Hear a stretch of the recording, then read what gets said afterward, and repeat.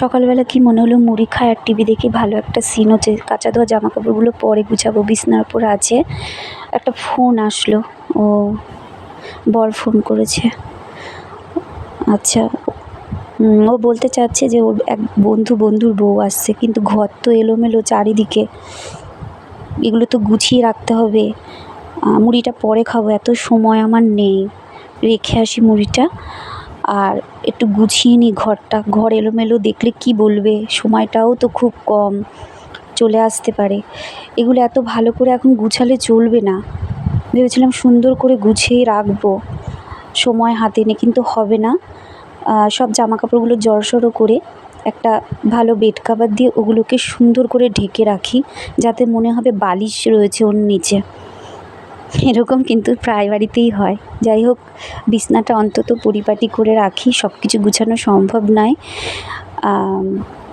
তা বিছনা পরিষ্কার করেছি, যে জিনিস যেখানে একটু ভালো করে রাখা দরকার রেখে আসি। কম সময়ের মধ্যে যতটুকু গুছানো যায়, একটা চেয়ার নিয়ে আসলাম। যাই হোক, ঝাড় দিয়ে নি, না ঝাড় দিলে হবে না, সময় নেই।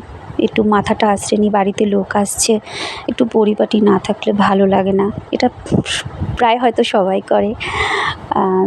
যাই হোক, আমার আবার একটু ঠোঁটে লিপস্টিকটা দেওয়া অভ্যাস আছে, সে যেখানেই যায় না কেন, বাড়ি থাকাকালীন। আর এখন তো ওনারা আসছেই, কেউ আসলে একটু ঘর বাড়ি পরিপাটির সাথে নিজেকেও পরিপাটি করে রাখতে ইচ্ছা করে।